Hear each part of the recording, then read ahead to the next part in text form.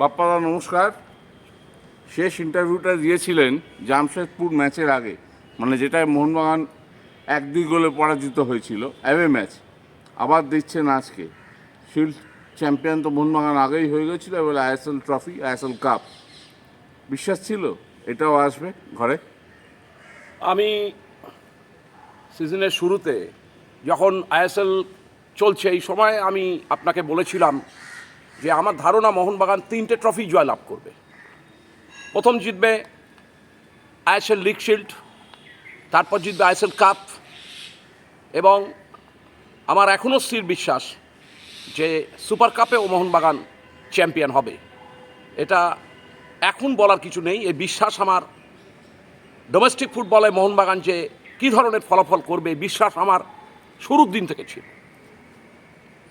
আচ্ছা, কিন্তু শোনা যাচ্ছে মোটামুটি যেটুকু মানে আপকামিং নিউজ, তাতে সুপার কাপে পূর্ণ শক্তির দল নাও ব্যবহার করতে পারে মোহনবাগান, মেনলি রিজার্ভ বেঞ্চ আর 2-1 বিদেশি রেখে খেলাতে পারে।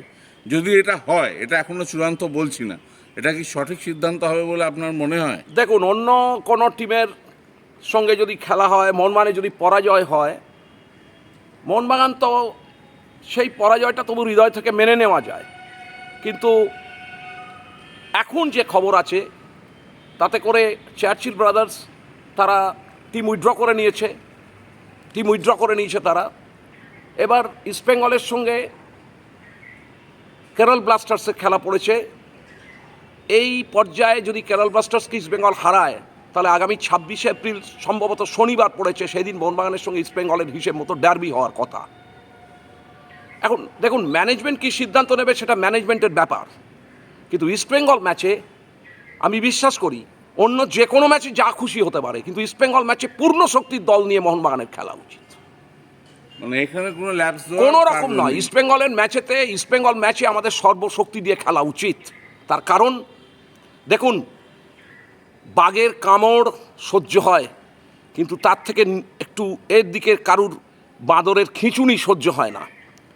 ওরা যে ধরনের আমরা যদি পরাজিত হই, বছরের শেষ তো যে ধরনের জিনিস তৈরি হবে, তার জন্য আমার মনে হয়, আর অতীতে যেভাবে ওরা জেতবার পরে সেই 70 দশকের দিনগুলো আমি দেখেছি, যেভাবে মোহনবাগানকে ছোট করা হতো, তাতে করে ওদের বিপক্ষে যে কোনো ম্যাচে সর্বশক্তি নিয়োগ করা উচিত বলে আমি মনে করি। এবং আমি মোহনবাগান ম্যানেজমেন্টের কাছে আপনার এই চ্যানেলের মাধ্যমে অনুরোধ করব, সব ম্যাচ হেরে যান সুপার কাপে, কিন্তু ওই ম্যাচটা যদি হয়, যদি ইস্টবেঙ্গল, আমি জানি না ইস্টবেঙ্গল কেরলকে হারাতে পারবে কিনা, যদি কেরলকে হারিয়ে আমাদের মুখোমুখি হয়, তাহলে ওই একটা ম্যাচের জন্য সর্বশক্তি নিয়োগ করা উচিত।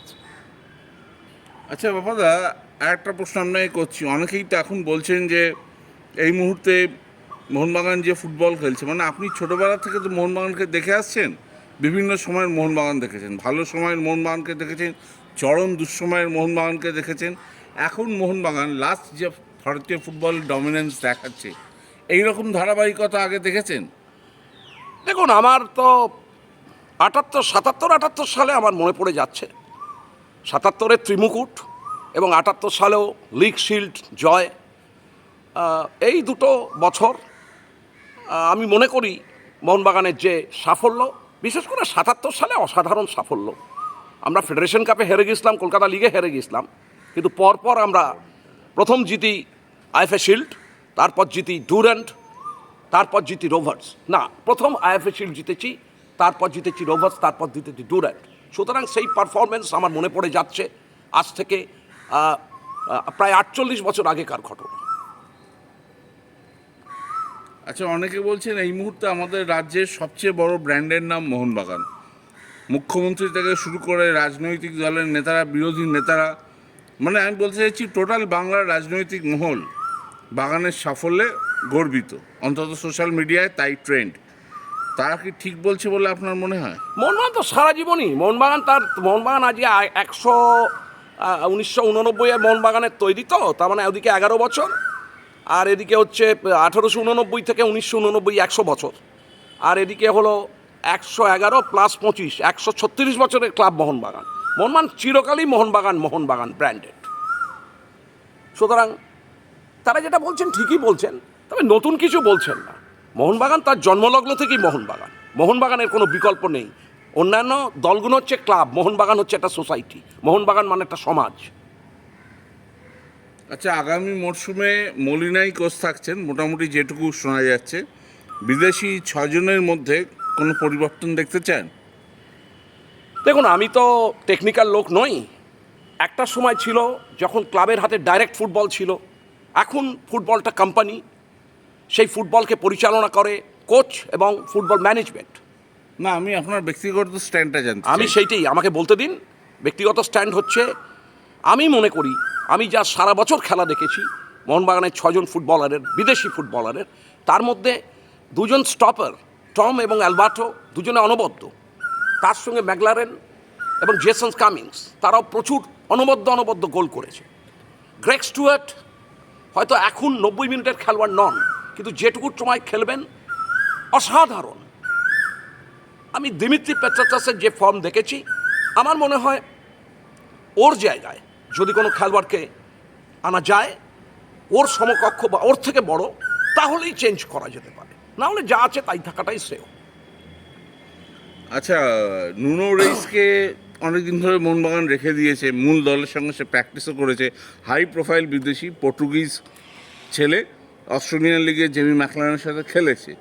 ওকে কি আপনি দেখতে চান সুপার কাপে? 100 বার একটা লোক এতদিন বসে আছে, খেলেনি 100 বার। সুপার কাপে তো তার সুপার কাপে তার অগ্নি পরীক্ষা নেওয়া উচিত। এবং কেউ কি বলতে পারে যে সুপার কাপে সে সকলকে ছাড়িয়ে যাবে না?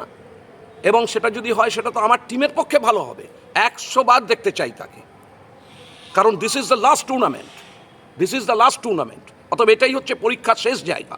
সেই পরীক্ষায় ওকে বসানো উচিত এবং দেখা উচিত যে সে কী ধরনের ফুটবল খেলছে বা সে কতটা উন্নত প্লেয়ার। তাহলে এটা ক্লাব ম্যানেজমেন্টেরই লাভ। যদি দেখা যায় সেটা আউটস্ট্যান্ডিং খেলছে, তার লাভটা কার? আমার ম্যানেজমেন্টের লাভ, মোহনবাগানের লাভ। নিশ্চিতভাবে দেখতে চাই। আচ্ছা, অনেকে এখনও বলে চলেছে যে ফাইনালে শুভাশিস বসুর হ্যান্ডবল দেওয়া হয়নি, অথচ সানা সিং হ্যান্ডবল করেছে, মোহনবাগান পেনাল্টি পেল, রেফারি পারচেস।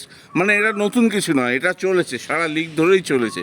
বাপ্পাদা, এরকম অতীতেও কি কোনো ক্লাবের নামে এরকম আছে রেফারি করে খেলা? দেখুন, এটা কারা বলছে? মোহনবাগানের আর্চ রাইভাল যা কারা বলছে? বলছে রেফারি ম্যানেজ, এরা কারা বলছে? সমাজে কারা বলছে? ক্লাব বলছে না, ক্লাবের সমর্থকরা বলছে, একটি বিশেষ ক্লাবের সমর্থক। হ্যাঁ, ব্যাপারটা হচ্ছে যারা নিজেরা কাঁচের ঘরে থাকে তারা প্রথমে অন্যের কাঁচের ঘরে ইঁট মারে সেই ঘরটা ভাঙবার জন্যে। এখন রেফারিদের সম্বন্ধে তাদের থেকে ভালো ইতিহাস রেফারি ব্যাপারে কেউ বলতে পারবে না। তার কারণ হচ্ছে যে অতীতের একটা ঘটনার কথা বলছি। 1988 সালে কলকাতা লিগের একটা খেলা চলছে, টাটা সেন্টারে আলো জ্বলে গেছে, কিন্তু সেই ক্লাব তখনও উইনিং গোল করতে পারেনি। রেফারি ছিলেন করুণা চক্রবর্তী। তিনি বলছেন সেই ক্লাবের তৎকালীন যুগে যারা খেলছে তাদেরকে, পেনাল্টি বক্সে তোরা পড়ে যা, আমি পেনাল্টি দিয়ে দেবো। কিন্তু সেই পড়াটা ওদের সম্ভব হলো না। টাটা সেন্টারে আলো জ্বলে গেল, লাস্টে খেলাটা ড্র হলো। পরের দিন আজকাল কাগজে আমার মনে আছে খেলার পাতায় অসাধারণ হেডিং করেছিল যে করুণা চক্রবর্তীর করুণা সত্ত্বেও জিততে পারলো না সেই ক্লাবটা। আমি ক্লাবটার নাম বলে কাউকে অস্বস্তিতে ফেলতে চাই না। আচ্ছা। ফলে আমি অনুরোধ করব সেই ক্লাবের সমর্থক, দরদি সকলের কাছে যে নিজেরা কাঁচের ঘরে বসবাস করে, অন্য কাঁচের ঘরে ইঁট মারবেন না। থ্যাংক ইউ বাপ্পাদা আপনার এই ইন্টারভিউয়ের জন্য। আর লাস্ট আপনার একটা আবেদন একটু করে দিন, যাতে চ্যানেলটা সাবস্ক্রাইব করে লোক এবং দেখে। হ্যাঁ, আমি তো প্রতিবারই আমি এই আবেদন করি, এবারও আবেদন করছি। আপনারা দেখবেন এবং যদি ভালো মন্দ যা কমেন্ট করবেন, কারণ মানুষের জীবনে শেখার কোনো শেষ নেই। আমি সকলের থেকে শিখতে চাই, জানতে চাই, অভিজ্ঞতা সঞ্চয় করতে চাই এবং নিজেকে আরও পরিশালিত করতে চাই। ধন্যবাদ, নমস্কার।